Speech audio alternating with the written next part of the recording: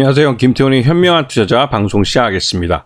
이번에는 이 큐브엔터라는 업체에 대해 좀 공부해 보겠습니다. 큐브엔터는 JYP에서 떨어져 나온 연예 엔터테인먼트 회사인데요. 주로 이제 음반과 음원을 판매하고, 그러면서 또 모회사가 VTGMP라는 화장품 회사라 이 화장품 상품으로 유통하는 사업을 하고 있습니다. 그래서 좀 특이한 사업 구조를 갖고 있죠. 지금 현재 이 음반과 음원 이걸 포함해서 이제 매출이 주로 일어나고 있고, 연예 엔터테인먼트 쪽에서는요, 이 상품 매출이 전체 매출액의 50%가 넘어가고 있습니다. 이 상품 매출이 주로 이 모회사의 화장품을 유통하는 것이죠. 지금 이 큐브 엔터테인먼트는 이 연예 매니지먼트 사업도 함께하게 있습니다. 아티스트들과 또 엔터테이너들, 그다음에 액터들, 이들을 이제 매니지먼트 하는 건데요. 주로 이제 박미선 씨나 이휘재 같이 이름이 많이 알려진 유명한인들은 솔직히 좀 별로 그 그러니까 매출에는 도움이 될지 몰라도 순이익에는 도움이 안 됩니다. 왜냐면 그만큼 비용으로 나가는 부분이 크기 때문에요.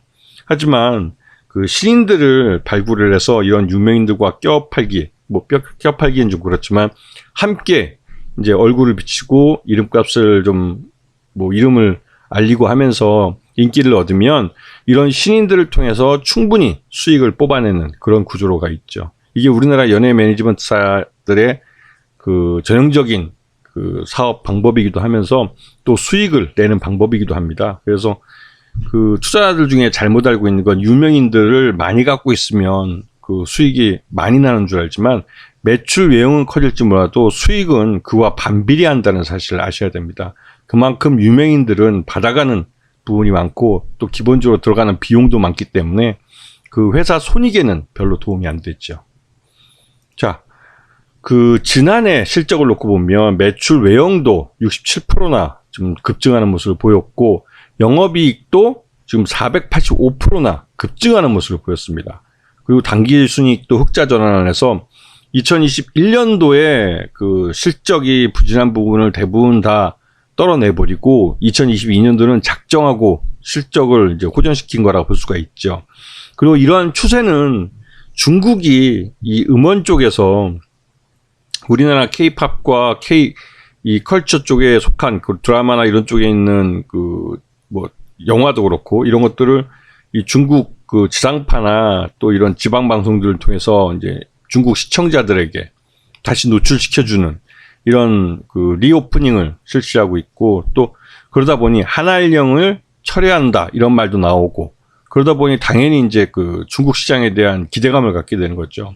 근데 중국 시장에서 지금 잘 먹히고 있는, 그러니까 잘 먹힌다기보다도 잘 통하고 수익을 낼 수 있는 그런 인기 아이템은 역시 여자아이들이라는 걸그룹이죠. 중국 시장에서 지금 굉장히 큰 호평을 받고 있는데요.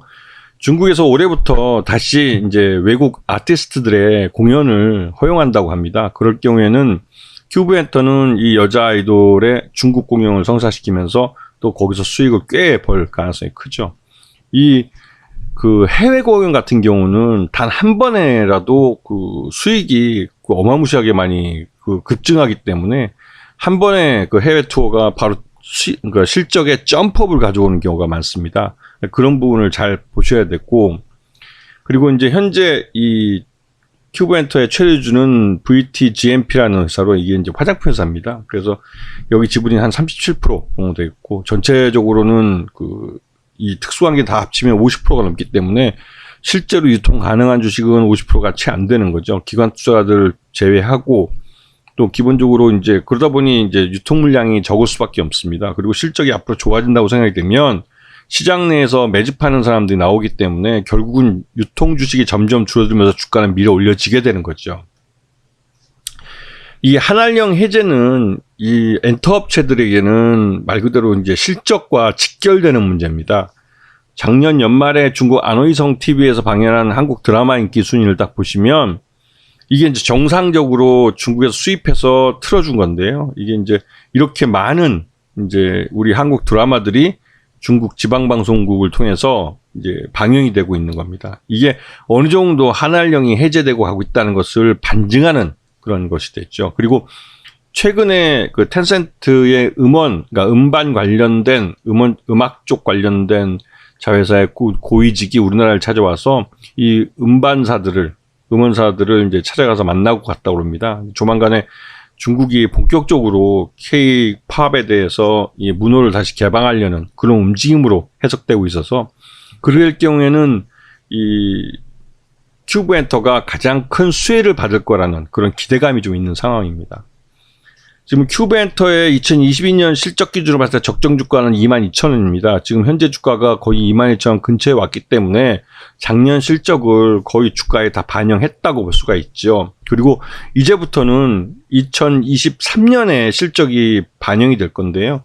중국이 한한령을 얼마나 빨리 해제를 하고 우리 그 엔터테이너들이 중국 시장에서 어떻게 중국의 시장에 좀 빨리 접근을 하고 또 시장에서 어떠한 뭐 콘서트가 됐던 아니면 TV 방송국 출연이나 이런 걸 통해서 새로운 부가가치를 창출해낼 수 있는지, 특히나 이 큐브 엔터의 연예인들은 그들이 그 TV나 중국의 이런 매체를 통해서 공개될 때 자기 혼자만 나가는 게 아니라 자기 모회사의 화장품을 같이 들고 가서 홍보를 하는 PPL도 잘하고 있고, 또 이에 따라서 이 화장품의 중국 시장 접근이 더 용이할 것으로 보고 있고, 이 회사 큐브 엔터도 이 모회사의 화장품을 유통하는 사업을 전체 매출액의 50%를 차지하고 있기 때문에 중국 시장이 이 한한령이 처리해서 본격적으로 오픈이 되면 큐브 엔터 같은 경우는 실적면에서 굉장히 큰 점프업을 이룰 수 있는 그런 회사라고 평가가 됩니다. 그렇기 때문에 이 회사의 시장을 보시고 이 큐브 엔터테인먼트의